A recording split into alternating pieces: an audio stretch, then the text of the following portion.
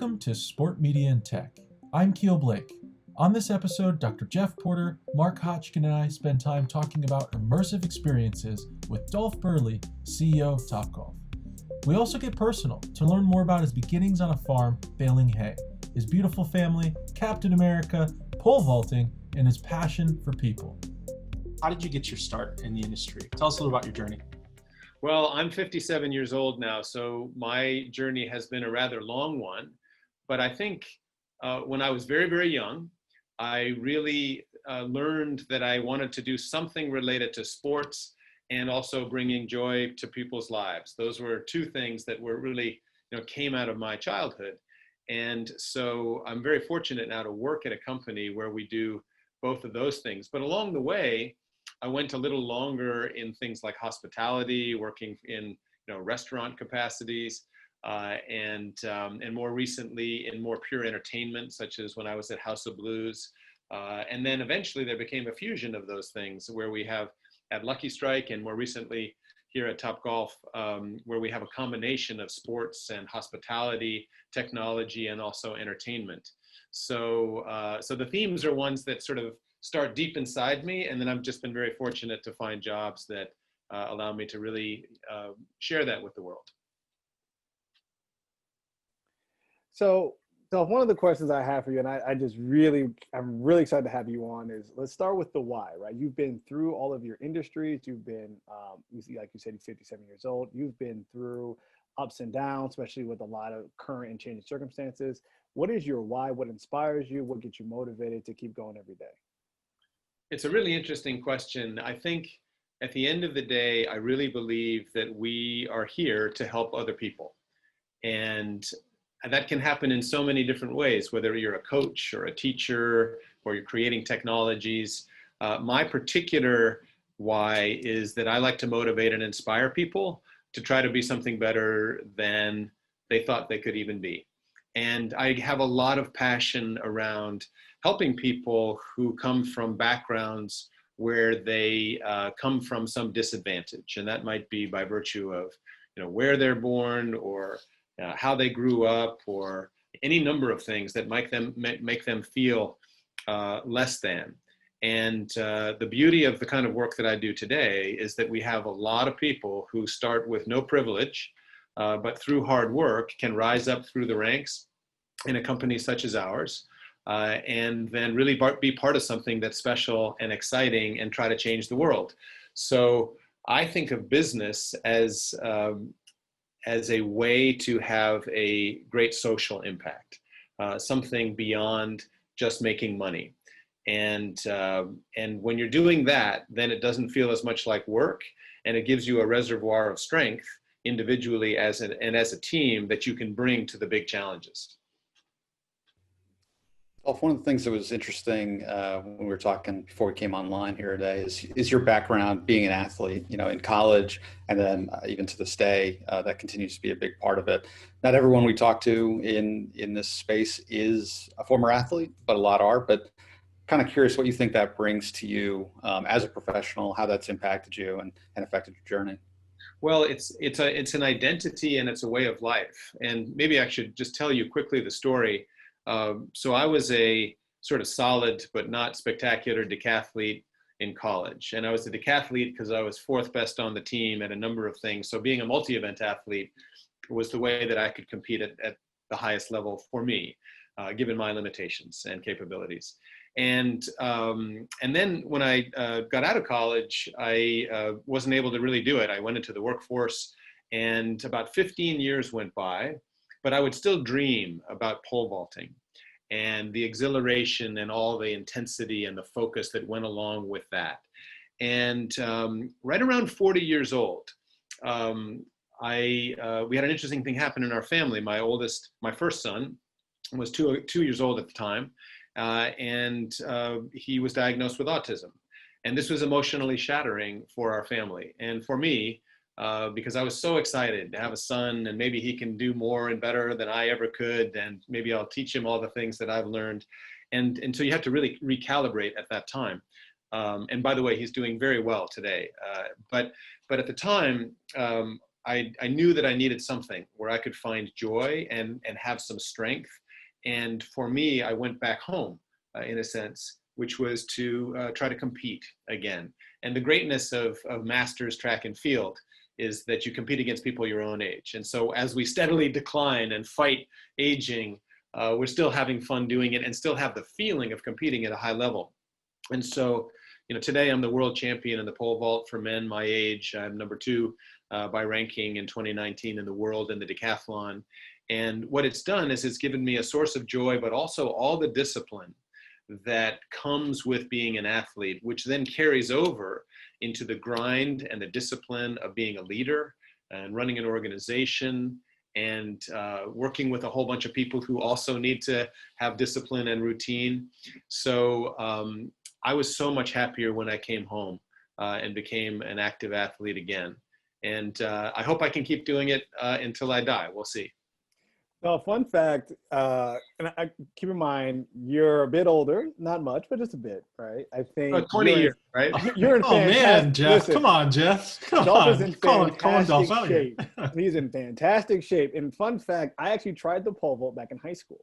And because, you hear the sound of what happens when a pole breaks, that is the most earth-shattering sound you ever hear. And I remember trying it, and I put the pole into the slide to propel myself upward, and I fell back down on the track. That was the extent of my pole vault career. So I don't think I ever told you that story, but I admire you because of the amount of shape you've been able to stay in, and the fact you're doing an event which is, let's call it reckless a little bit, let's call it dangerous a little bit, but you're the man for it. Well, it's nice of you to say that, and first of all, if you have the amount of talent that you had to be, I think, a 2-time Olympian, I think you did a good job choosing the hurdles. But I will say, the way that I think about pole vaulting is it's really practiced courage. And if you practice courage on a regular basis, you're able to muster it when you really need it. And what's so fascinating to me, and this is a social justice topic also, is that when I was in college, the belief of the day was that women could not pole vault. And there were reasons for it. People felt like, well, they have to be disproportionately strong in their arms because their center of gravity is lower. Therefore, when they invert, it'll be much more difficult for them to pole vault. So they just can't do it. And that was really born out of prejudice, right? And born out of kind of a systemically incorrect view. Because today, women are pole vaulting through the roof and doing fantastically. And today, as the world champion in the pole vault my age, it's all I can do to keep up with the better high school women. So young girls who are just learning the event. So it's just interesting to see how sport is bigger than athletics, right? Bigger than the physical thing, and the social dimensions to it, and what that means for us all, and how we think about each other, are things that it can test and push. And I'm just thrilled that women are pole vaulting and doing so well because that's better for women and it's better for men. Yeah, Dolf, I really love how you talk about the training and the consistency in practice and how that translates over from being competitive in your athletic life to your, just the business life and really people and relationships. And Topgolf is now in over 25 countries. It's been growing rapidly. Could you just share a little bit about the story of how it's grown to today? Because people just see Topgolf in this fast growth and I think this brand's just growing overnight. But I don't think it's like that. I think there's a lot more little things that your company's been focusing along the way to help inspire this growth. Yes, I mean, we're in a log phase of growth now, as you mentioned, but the company is actually 20 years old. And the story goes like this. So back in roughly 2000, there were a couple of brothers named the Dolf brothers outside London, and they were just terribly frustrated with their time at a driving range. And what they did was they were a bit of a sort of homespun technology guys, and they said, well, if we could put a microchip in a ball and be able to track it, and then that ball could be correlated with some targets, then we could gamify the driving range. And so they got the chip from a dog collar and they put it inside a ball, and they went down to a police station, and the police were able to identify the specific dog that was correlated with that microchip. And at that point, they realized they had something. So fast forward, they built a few venues. They had They gamified driving ranges through technology.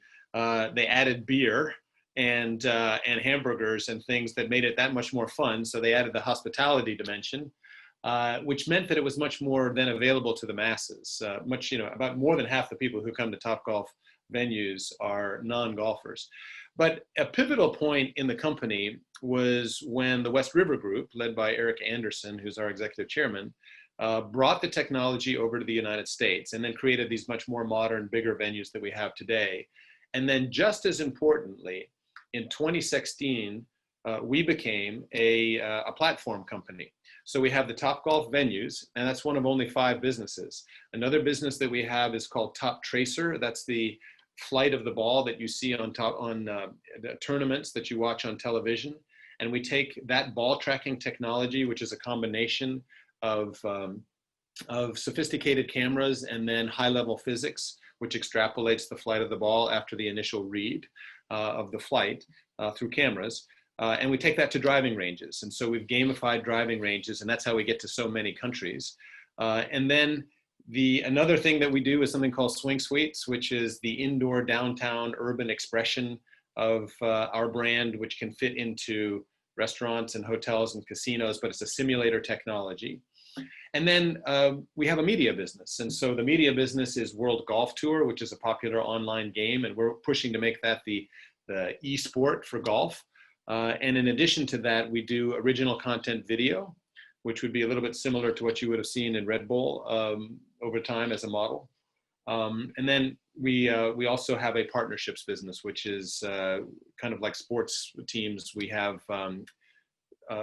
partners that come in and spend money with us or pay us for access to our audience. And then the unifying theory here is that if we can create the digital infrastructure for the modern game of golf and have essentially all the shot inventory for any shot that's hit anywhere on Earth in a place where we have Top Tracer, then we can create global tournaments.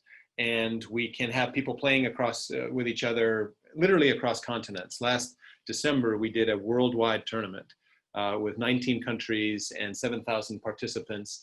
And the opportunity commercially there is, first of all, to have a lot of people come and play and enjoy it, and trash talk internationally, which Jeff, as an Olympian, I'm sure would be good at that. And then beyond that, do a lot with charity and sponsors, and raise money for really good causes. So that's really the world of Topgolf. We try to keep innovating. We're grounded in technology, but what we try to do is create a lot of entertainment and fun that relies on the technology as an underpinning.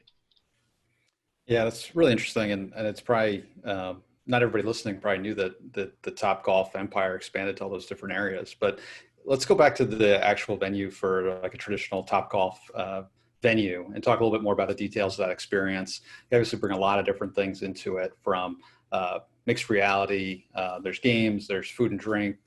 It's a real immersive experience, and I think you mentioned it's not just for golf fans. I think that's one of the things it always sticks out to me when I've been to one of them, is how people who aren't golfers, are having a great time, how people are coming in. It looks, there's times I've walked in and it's like, this almost looks more like a nightclub, than a driving range crowd. So it's just really interesting. But I'd love to kind of hear more about the actual venue and how you tie all these different parts of it together.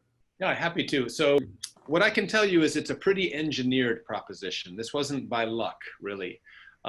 We ride a really popular trend right now in terms of people going out and wanting to have social experiences and connect with other people around them. That's really overtaken in some ways the modern economy versus people buying things. And then particularly if what you're doing is fun and interesting with a group, and then you can put that on social media, there's a lot of currency that goes along with these experiences. So our experience is one that has the traditional game of golf, but made a lot less frustrating because we got targets all over the place if you hit out into the field. It combines it with food and drink, which means you can go and just watch other people and have the ambiance and not necessarily feel pressured to play. But then within the play itself, there's also various levels of competition or collaboration that you can have. And where the future goes on this is that we can link venues and people together across space and time. And then very importantly, we can make the games better and better and better. And so there's two ways that I'm excited about when it comes to that. First of all, we are launching the Angry Birds game here in the next few weeks, and that's exciting because I cannot wait to see and play. Let's go. Oh my gosh. Yeah. So that's exciting because I don't think anybody in the history of the world before has taken a very popular online game, brought it into a physical environment, and then maintained a lot of the attributes of the original game, like 500 million downloads of Angry Birds across the last decade plus, but then also turned it into a world where you can activate a game and play the game by virtue of swinging a club and having a ball going into a digital environment where you play the game. So that's exciting. The other thing we can do is, and we'll be able to do, is that we can link the amateur and mass audience game to the professional game. And the way that that works in Top Tracer, particularly if there's Top Tracer in a venue, but also in all the driving ranges, is that if the professionals are playing the Masters or the Open or some big tournament, and they're playing a certain hole, you can actually play that same hole virtually on via a screen, no matter where you are. And that could be another country or any place in the United States. And so that creates a very interesting link with the opportunity for tournaments, for lots of fun, ultimately possibly for betting and gaming, although I'm not sure that's something that we will want to do on the front end. We might be the infrastructure behind some gaming platform that uses this. So so the venue experience is one that's going to evolve over time, and it starts with just the basic pleasure that people have with hitting a ball into space and watching it go, which if you do that even 1 out of 20 times, it tends to be enough of a hook to bring you back. But then all this digital action, which makes it more fun for kids, more fun for non-golfers, and expands the audience. So Dolf, that is a key component of, we're not just going after some of the older adults because of the food and beverage, you're going from the entire family experience. Am I understanding that correctly? Yeah, that's exactly right. I talk to people periodically who are golfers, and they might be my age or a little younger or a little older. And one of the things they feel sad about is that in many cases, their kids don't want to golf with them. And that's because of the traditional challenges that relate to, playing 18 holes of golf and all the time it takes, and depending on the weather and so on, it might or might not be fun for the next generation. And so what Topgolf does is it knocks down a lot of those barriers and creates an environment where people who might not play as much and people who do play as much can actually have a good time together and play at the same time. And the fact that they're at different levels of passion or expertise doesn't negatively affect the experience for either one of them. Got it. So early on, you talked a bit about partnerships and how Topgolf with some of its subsidiaries is something that there's a variety of opportunity out there. Can you describe and go into a little bit of detail about what the opportunity is? Where do you see it going, and kind of the next steps? Sure. Well, major companies out there are trying to find audiences and connect with audiences in a way that improves their business. And there are some number of companies, whether that's MasterCard or Hertz Rent-A-Car, both of whom we've had partnerships with, that talk about their clients as members. And so they're trying to add more value to the membership aspect of being with MasterCard or with Hertz, and I could name some others. And so what we can do is we can partner with them, provide special privileges, which could be in the form of better value or or enhancements to the game that they might play with us because of that membership. And in return for that, Hertz or MasterCard is willing to pay us some amount of money. And so we like it. I mean, it works for everyone because Hertz and MasterCard add value to their memberships. We actually get more traffic if we're actually marketing out into their audiences. So the idea is that it's an everybody wins proposition and economically good for everyone involved.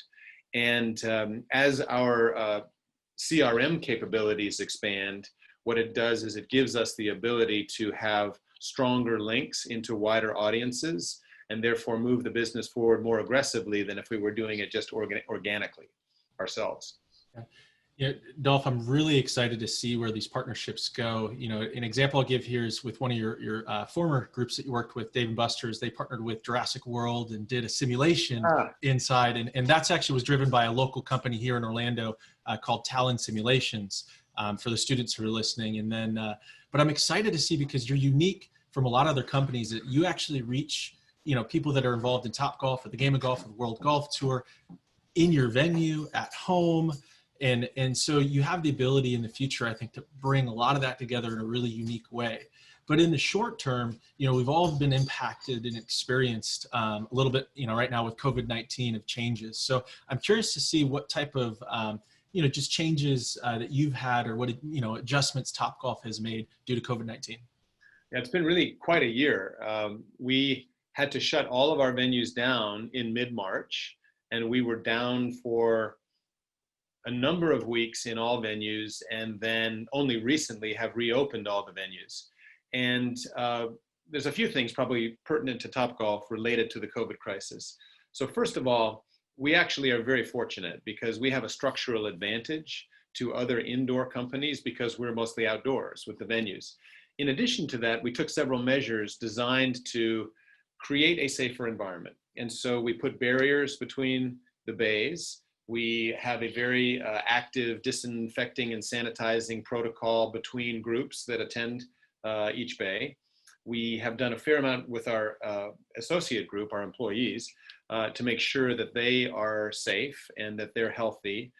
We are enforcing masks and regular you know, hand washing and all of the things that make them safer. And then there's a lot of work around contact tracing and making sure that anyone who comes to work has actually gone through a series of protocols that allows us to know that they're healthy and they're not contagious. So all of that work has amounted to a decent situation for us at the moment where we've reopened. And in fact, there's a lot of pent up demand out there for people to go out and do things. And so we're really on the high side of the world at the moment in terms of people coming back and enjoying our environment. So those are really what's going on. But I have to tell you, massive amount of work by so many good people on the regulatory side and on the hospitality side. We did have to make quite a number of cost adjustments in the company because we didn't know how long we would be down.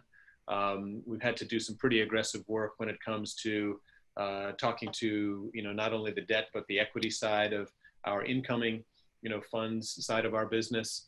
And are very fortunate to have good partners in that respect. So it's been an all-out effort. I don't know that any of us have worked as hard as we did in 2020, but we're fighting. That is also true. Yeah, we're fighting for a better day in the future, and frankly, we owe it to the next generation of people who are seeking employment, which I know is a lot of people who might watch this, because we've got to create a good situation for them and for all the families who work in a company like ours. Yeah, that's really well said, Dolf. The night before getting married in Sarah and I's wedding, my family and closest friends that all had come in town went to Topgolf and spent the Friday before the Saturday morning outside. Beautiful day. Did an afternoon with all the guys that were going to be involved in the wedding, and that was memorable. The reason I bring that up is that as we're all looking for things to do during COVID that are a little safer, and that Topgolf was something that immediately came to mind. I'm here in Orlando, so it's just a drive down the way, but it does seem like a much safer option to at least get out with some people that you know closely and get outside of your house right now. Well, I appreciate you saying that, and it reminds me that from a marketing standpoint, we've been almost exclusively on a message of health and safety. And that's really been the ante to the game to have people come back. You'll see more soon around Angry Birds and some of the other things that we're working on. But at the moment, health and safety is really the message that any business like ours has to put out there. Yeah, the amount of work that goes in from all involved is really amazing. I mean, we've heard that kind of time and again. And it's really, I think some of us can understand what goes into it, but a lot of people I think out there don't realize how many small details there are to do this in a safe way that protects your employees, protects your customers, protects the company, really. So that's really interesting. Kind of spinning off that a little bit, I'm curious about what the areas you see growing most in your company are. What are the areas that you think are, ripe for expansion? You see being more a big part of your offering moving forward? Thank you. Yes, the way that we talk about that inside the company is really a term called white space. And white space is how much available opportunity is there in our current business lines when it comes to the future. And so you have to look at how big you think the marketplace could be, what percentage of it you could get, how quickly we could do it, what does competition look like, and so on.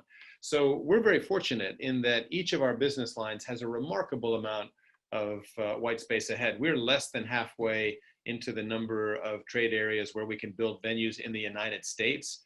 We're about 1% into the international audience. We actually have 3 venues outside London. We have 1 open in the Gold Coast in Australia. We have 1 in Monterrey, Mexico. For the most part, the international expansion relates to franchise partners and growing with them. But we have deals signed up for China and Southeast Asia and now Central Europe. So you'll see a fair amount of international expansion over time. And then the Top Tracer technology is really transforming driving ranges. And so we're only in a few hundred driving ranges across the world now.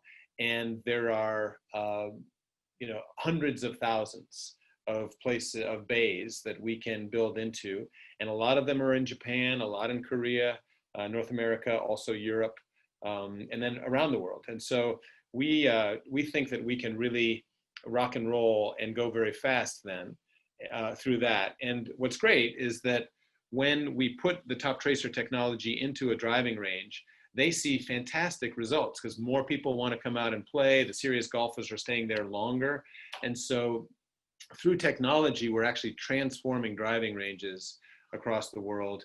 And all the good people who have that as their family business can benefit from it. Dolf, one of the things I want to bring back, a couple minutes ago, you said that you talked about CRM. There's something we just talked about our students about maybe 3 weeks ago, something like that. And I wanted you to kind of expand on the benefits of a CRM for what you see Topgolf doing, what they have done, what they will do. What a great question. So as much as you possibly can in any business today, you want to try to capture customer information and have a reliable way of interacting with them via email, via social media, however you can possibly create some stickiness there. And so for us today, we have separate databases of customers, we call them guests, in each of the different business lines. And what we're working on is putting that overall database together in a way that we can cross-pollinate and cross-reference between our business lines so that people feel like they're a member of the Topgolf community, and which is a kind of a way of life and exciting things we can do pertaining to that. So there's a fair amount of database work and mechanical work in the technology side that enables this. But very importantly, once we've cultivated that community, we think we can go to the next level in terms of subscription or membership models and also microtransactions. And those will be new ways to have revenue associated with those members. And then where it really starts to sing is if you can create a community around a brand that starts feeding off itself.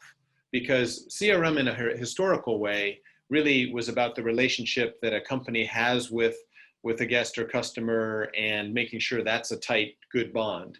But where you really start taking off is if all the customers start talking to one another on your platform and around your stuff. And then there's this multiplier effect that occurs that keeps you very popular, and you learn a lot and you have to be brave because you have to be willing to listen if they start talking about things that they might or might not like, but you always want to know what people are thinking. So over time, what I expect is that we can cultivate a bigger self-reinforcing community and membership that we can monetize in interesting ways, but also, just most importantly, add value to people's lives by being part of that community. A lot of the people who will be listening to this, we talked about, are students or young professionals kind of getting interested in technology and sports and where they intersect.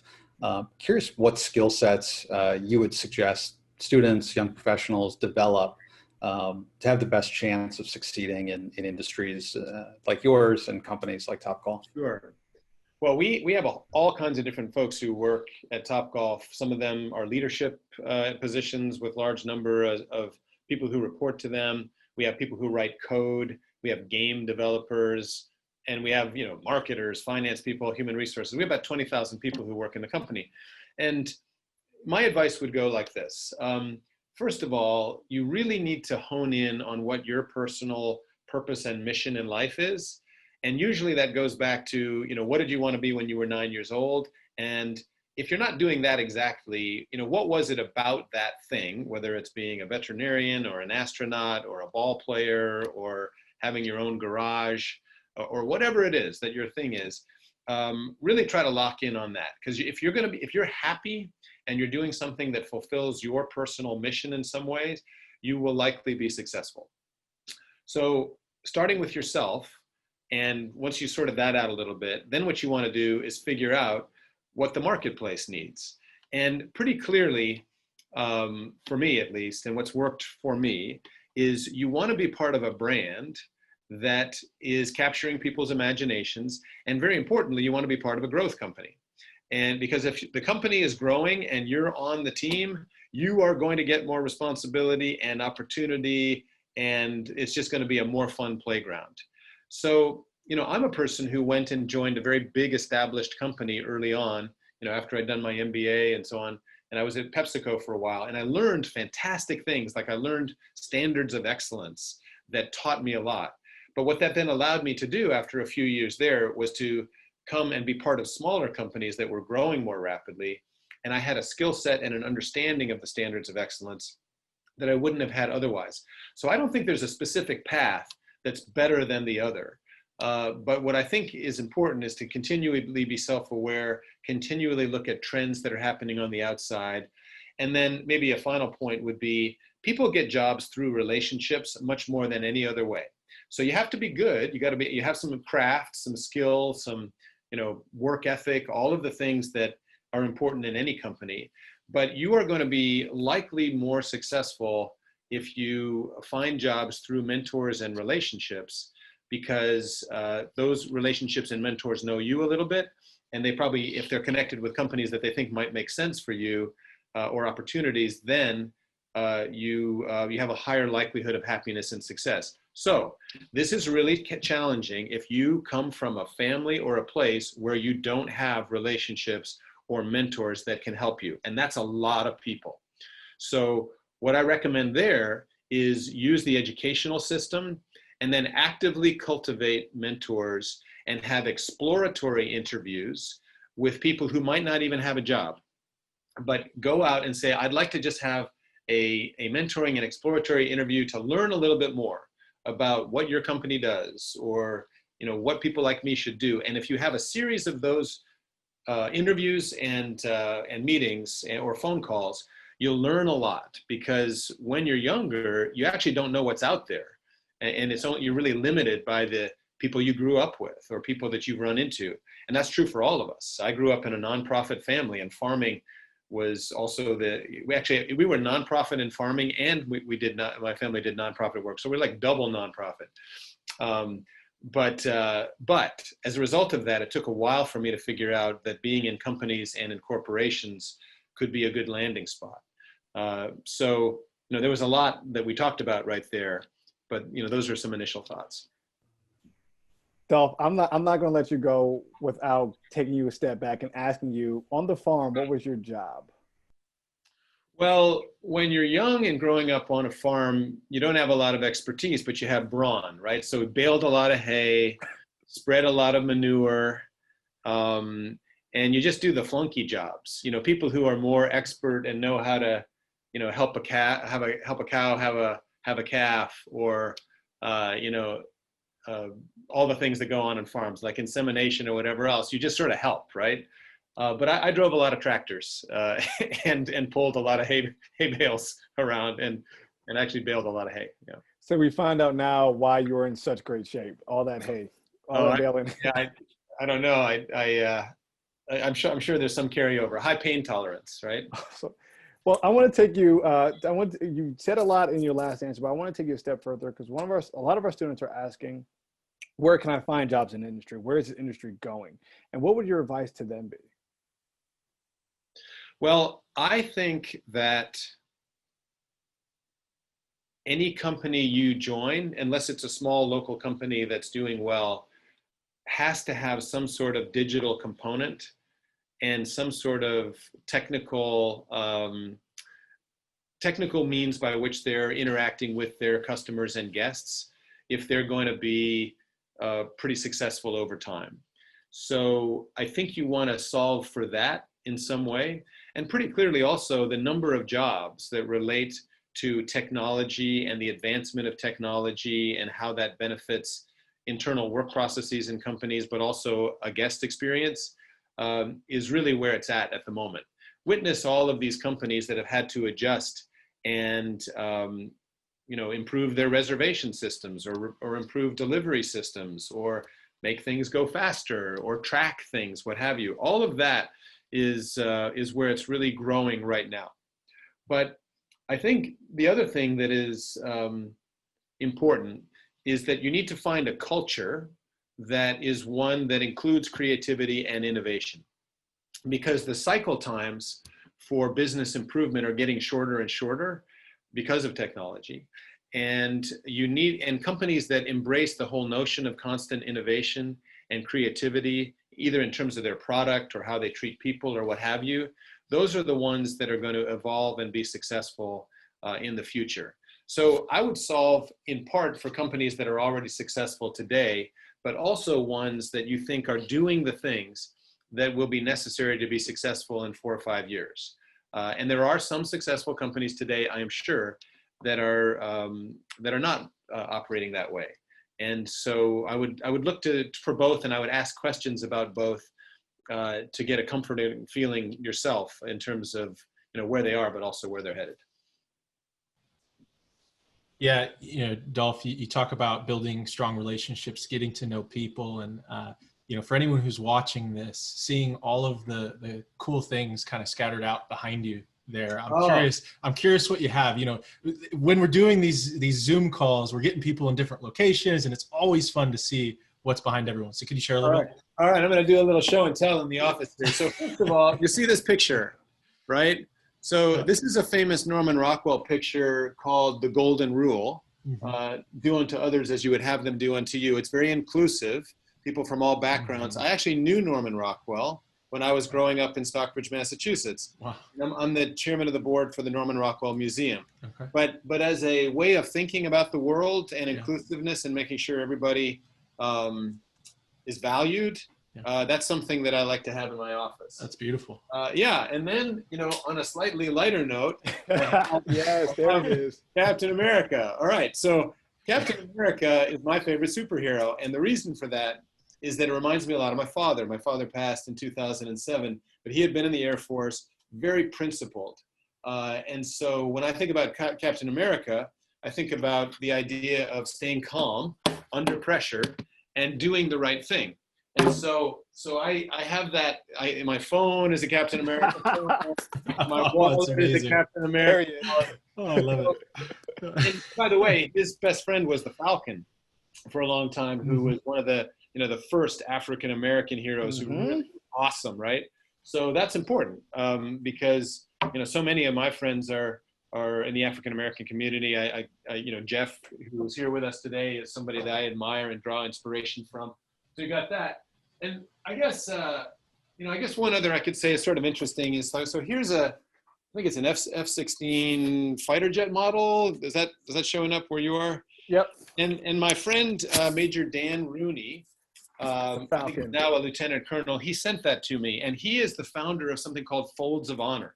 Folds of Honor is a nonprofit that raises money for the families of either of soldiers who either died in battle or who were handicapped in such a way that they couldn't work. And so we at Topgolf do a lot of charitable work, And I'm always reminded when I look at that part of our work is actually to try to help families like that. So that's probably, oh, well, actually I'll do one more fun one, right? Yeah, this one means something. Well, first of all, here's my wife. She hasn't changed at all in 23 years. So that's like when we were married, but I appreciate Julia. And then this is a fun picture. I don't have too many pictures of myself around, but can you see that? There's a picture. Yeah, so the little boy in that picture had 3 open heart surgeries and brain surgery. He's a Wish kid. I'm on the National Board for Make-A-Wish. Yeah. And so I competed on American Ninja Warrior a couple times, and I was the Wish Ninja. And if I had done better, I would have been able to raise money for Make-A-Wish. And so I try to have things in the office that kind of buoy my spirit. I've got a bunch of books here too. But mostly I try to, when I walk in, I feel like I want to elevate, my way of being so that I can be a good role model and also just do my best for everybody. So that's, I don't know. I guess that's. So Dolf, actually, that was great. I want to bring something back up. So you're Captain America. I'm not Captain America. Well, not you, but the Captain America figurine. You said his best friend was who?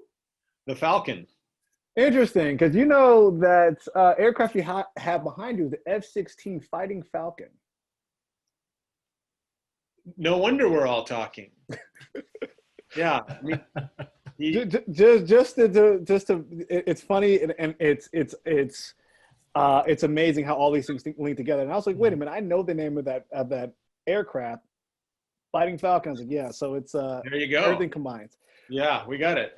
One thing I do want to kind of touch on a little bit is your philanthropy and the things that really pull at your heartstrings. You talked earlier about special needs, talked about your son a little bit. Can you dive in just a little bit of detail so our folks know, just to continue to humanize this entire person, it is Dolf Berle, about why that matters so much to you, why dealing with people in such a caring, authentic way just matters? Yeah, well, when I was growing up, my dad was an environmentalist. My mom was a school teacher. And so I grew up thinking that corporations were bad things. The corporations were the polluters, and they were making money at the expense of the environment and of people. And, where I grew up, there weren't any sort of big fancy companies. And so we sort of had a sense in a way that as small town people, that all the people in the big companies and corporations looked down on us. And so it took a little while for me to realize I was right out of college. I thought I would be a minister or a teacher, and that was what I was going for.